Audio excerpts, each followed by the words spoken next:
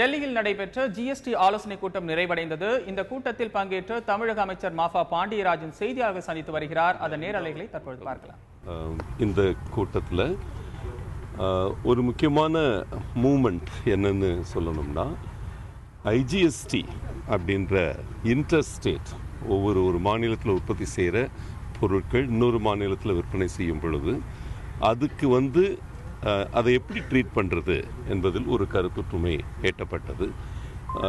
குறிப்பாக மாநிலங்களுக்கும் இந்த வரி விதிப்பில் ஒரு பங்கு தர வேண்டும் என்பது முடிவு செய்யப்பட்டது. கிராஸ் எம்பவர்மெண்ட்னு சொல்கிற விஷயம் அது ஒரு முக்கியமான மூமெண்ட் நினைக்கிறேன். இந்த 2 நாட்களில் எழுதப்பட்ட விஷயம். அதே போல் மாடல் ஜிஎஸ்டி லா, மாடல் ஐஜிஎஸ்டி லா, மாடல் எஸ்ஜிஎஸ்டி லா மற்றும் இழப்பீட்டுக்கான சட்டம், இந்த 4 சட்டங்கள் கருத்துரு இந்த ஜிஎஸ்டி கவுன்சில் அதை ஒவ்வொரு செக்ஷனாக பார்க்க துவங்கணும்.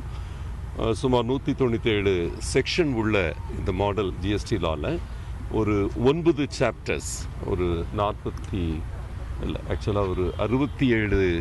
செக்ஷன்ஸ் இப்போ கிளியர் பண்ணியிருக்கோம். இதில் ஆனால் மிக முக்கியமாக எல்லாரும் எதிர்பார்த்த விஷயம் வரி விதிப்பு, அதை வரியை வசூலிக்கிற கடமை பொறுப்பு யாருக்கு, எந்த வரியின் எந்த பகுதியை யார் கலெக்ட் பண்ணுவாங்கன்றதில் இன்னும் கருத்தொற்றுமை எட்டப்படவில்லை. ஆனால் ஒரு முக்கியமான மூமெண்ட் அதில் என்ன நடந்திருக்குன்னா, இந்த வரி வசூலித்தல் அப்படின்னு எடுத்துக்கிட்டிங்கன்னா அதில் 7 அங்கங்கள் இருக்குது. நம்ம ஒரு அசஸ்சி ரெஜிஸ்டர் பண்ணுறது ஒரு ப்ராசஸ், அதிலிருந்து ரீஃபண்ட் கொடுக்குற வரைக்கும் 7 ப்ராசஸ் இருக்கிறதுல இதில் 5 விஷயங்கள் யார் அதை எடுக்கிறாங்களோ அவங்களே முடிக்கணும் அப்படின்றதுல ஒரு கருத்தொற்றுமை வந்திருக்கு. அதாவது யார் ஆடிட் பண்ணுறாங்களோ அவங்களே தான் அதை மேலே அப்பீல்ஸ் பார்க்கணும், அப்பீல்ஸ் பார்த்து ரீஃபண்ட் பார்க்கணும், கிளைம்ஸ் பார்க்கணும். இது முக்கியமான மூமெண்ட் நினைக்கிறேன். ஓகே, அப்படிங்கிறப்ப இப்போ நம்ம மாநிலங்கள் சொல்கிற கருத்தொற்றுமை, புரட்சித் தலைவி அம்மா அவர்கள் பல மாதங்களுக்கு முன்னாலே சொன்ன தத்துவம் இதில் என்னென்னா, 1.5 கோடி அப்படின்ற கட் ஆஃப் எடுத்துக்கிட்டு அதுக்கு கீழே இருக்கிற அசஸீஸ் அனைவருமே மாநிலங்கள் அந்த வரி வசூலிப்பில் முக்கிய பங்கு வகிக்க வேண்டும். 1.5 கோடிக்கு மேலே இருக்கிற அசஸீஸ் மத்திய அரசாங்கங்களும் மாநில அரசாங்கமும் அதில் பங்கு வகிக்கணும் அப்படின்றது அம்மாவோட அடிப்படையான தத்துவம். அந்த தத்துவத்தை இன்னைக்கு பல மாநிலங்களும் சொல்கிறாங்க. இன்னைக்கு பல மாநிலங்களும் சொல்கிறது ஆடிட் ப்ராசஸ் எடுத்துக்கிட்டிங்கன்னா 100க்கு 5 பேரை நம்ம ஆடிட் பண்ணணும். அந்த 100க்கு 5 பேரை ஆடிட் பண்ணுறப்போ எந்த விகிதத்தில் மாநிலங்களும் மத்திய அரசாங்கமும் இதை செய்யணும் அப்படின்றதுக்கு கருத்தொற்றுமையை நோக்கி சென்று கொண்டிருக்கிறோம். ஆனால் அதில் மத்திய அரசாங்கம் இன்னும் சில கருத்துக்களை முன் வச்சிருக்கு. அதேமா அடுத்த வாரம் இதை முடிவு பண்ண வாய்ப்பு இருக்கு. குறைந்தபட்ச வரி எவ்வளோ, அதிகபட்சம் எவ்வளோ வரின்றதை ஃபிக்ஸ் பண்ணிட்டீங்களா? தமிழ்நாட்டு சார்பில் குறைந்தபட்சம் எவ்வளோ இருக்கணும், அதிகபட்ச வரி எவ்வளோ இருக்கணும் நீங்கள் என்ன கேட்டிருக்கீங்க? இல்லை, இது ஏற்கனவே மத்திய நிதியமைச்சர் அறிவித்த விஷயம். இது போன வாரமே இதை முடிவு எடுத்துட்டோம். மொத்தம் 0 லெவல், அதாவது எக்ஸம்ஷன் அப்படின்றது எப்படி தரலாம், எந்த பொருட்களுக்கு தரலாம். இதில் கருத்தொற்றுமை உணவுப் பொருட்களை பொறுத்த வரைக்கும் உங்களுக்கு தெரியும், தமிழகத்தில் 848 உணவுப் பொருட்களுக்கு நம்ம 0 டேக்ஸ் தான் வாங்கிட்டு இருக்கோம். இது சேல்ஸ் டேக்ஸில் நீங்கள் புரிஞ்சிக்க வேண்டிய ஒரு விஷயம் என்னன்னா, 12 வரிகள் அடங்கியது இந்த ஜிஎஸ்டின்றது. இந்த 12 வரிகளில் பெரிய வரிகள்னு சொல்ல போனால் sales tax, service tax, exercise இந்த 3 பெரிய வரிகள். இந்த பெரிய வரிகளில் இன்றைக்கி 8,42,000 கோடி நமக்கு மொத்தமாக கலெக்ட் ஆகுது. இதை குறையாமல் அதே நேரத்தில் யாருக்கும் வித்தியாசங்கள் இல்லாமல் இன்றைக்கி எல்லா வரியும் தனித்தனியாக வரி கட்டுறாங்க. இப்போ கார் எடுத்துக்கிட்டிங்கன்னா மொத்தம் ஒரு 28% போல் வந்துடுது. மொத்தம் அவங்க கட்டுற excise, sales tax plus service tax எடுத்து பார்த்தீங்கன்னா அந்த அளவுக்கு வருது. இதை இப்போ ஒரு 4 தளங்கள் 5%, 12%, 18%, 28% 4 தளங்களில் வந்து இந்த வரி விதிப்பு நிகழும். அதற்கு மேலே இருக்கிற சில பொருட்களுக்கு, குறிப்பாக லக்ஸுரி பொருட்கள், டொபாக்கோ போன்ற பொருட்களுக்கு வந்து ஒரு செஸ், அந்த செஸ் வந்து நம்ம அந்த வரி, செஸ்ன்றது ஒரு வரி தான், அந்த செஸ்ன்ற வரி வந்து நேர இழப்பீட்டு நிதியத்துக்காக ஒரு இழப்பீட்டு நிதியம் உருவாக்கப்படுகிறது. அந்த இழப்பீட்டு நிதியத்தில் இதை கொண்டு போய் சேர்க்கணும். அந்த இழப்பீடு வந்து நேர அந்த நிதியத்திலிருந்து ஒரு 8 மாநிலங்களுக்கு இழப்பீடு வர வாய்ப்பு இருக்குன்னு சொல்லியிருக்காங்க. அந்த 8 மாநிலங்களில் தமிழகம் ஒன்றா இருக்க போது இந்த மாநிலங்களுக்கு 5 வருஷம் இழப்பீடு கொடுப்பதற்கு இந்த நிதியம் உருவாக்கப்பட்டிருக்கிறது. இதுக்கு தனி ஒரு சட்டம் என்று நாங்கள் அதை இன்னைக்கு பார்த்துருக்கோம் ஜிஎஸ்டி கவுன்சிலில்.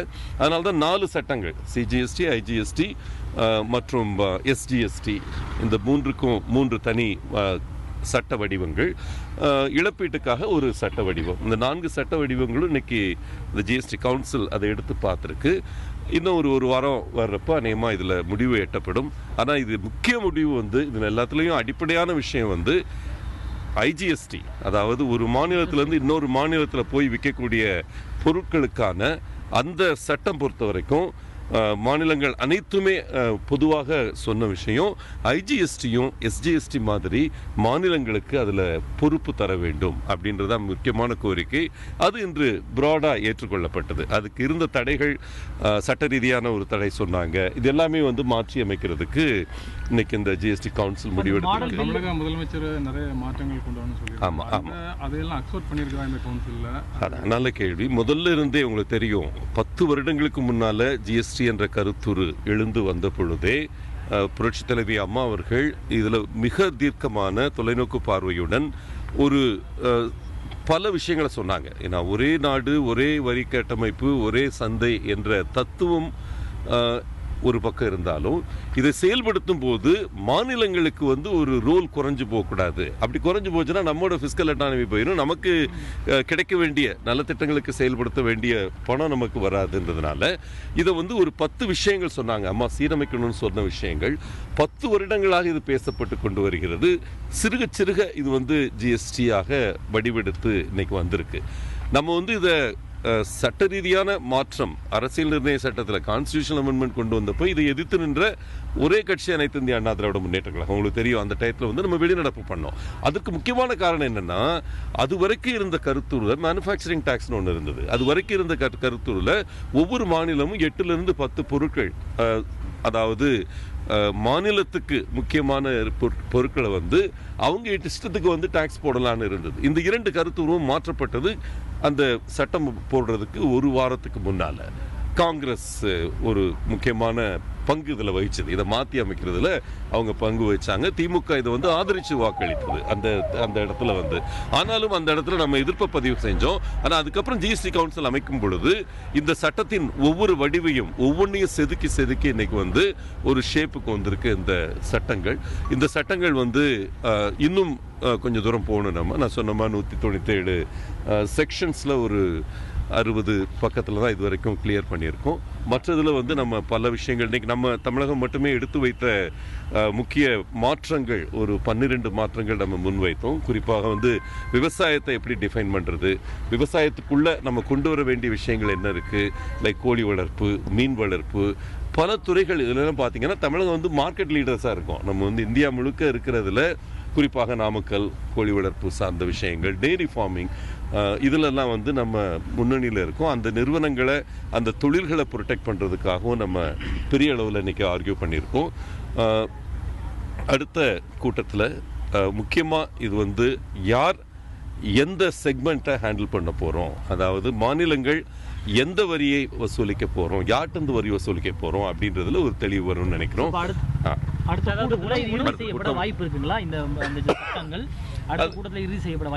அது மத்திய அரசாங்கத்துடைய ஆட்டிடியூடை பொறுத்து இருக்குன்னு நினைக்கிறேன். இப்போ மாநிலங்கள் ஓரளவுக்கு ஒத்த கருத்தில் சில விஷயங்களை சொல்லியிருக்கிறோம். இது வந்து மத்திய அரசாங்கம் ஒத்துக்கிட்டாங்கன்னா அது வந்து வேகமாக நிறைவேறும். இல்லை மத்திய அரசாங்கம் இன்னும் வந்து பேசிக்கிட்டே இருக்கணும்னு நினச்சாங்கன்னா இது இந்த பார்லிமெண்ட்டுக்குள்ளே வர்றதுக்கு வாய்ப்பு குறைன்னு நினைக்கிறேன். ஏன்னா ஏற்கனவே அருண்ஜேட்லி அவர்கள் சொல்லியிருக்கிற மாதிரி செப்டம்பர் 15 வரைக்கும் நம்ம ஜிஎஸ்டி இம்ப்ளிமெண்டேஷன் கொண்டு போகலாம். சட்டப்படி அது சாத்தியமாகும். ஏப்ரல் 1க்கு முயற்சி எடுக்கிறாங்க. ஆனால் அது வேகமாக நிறைவேற வேண்டும் என்றால் மாநிலங்கள் கேட்குற இந்த பல விஷயங்களை அவங்க வந்து செஞ்சு கொடுத்தா தான் அது வந்து சீக்கிரமாக பார்லிமெண்ட்டுக்கு போக முடியும், இல்லைன்னா பார்லிமெண்ட்டுக்கு போக வாய்ப்பில்லை.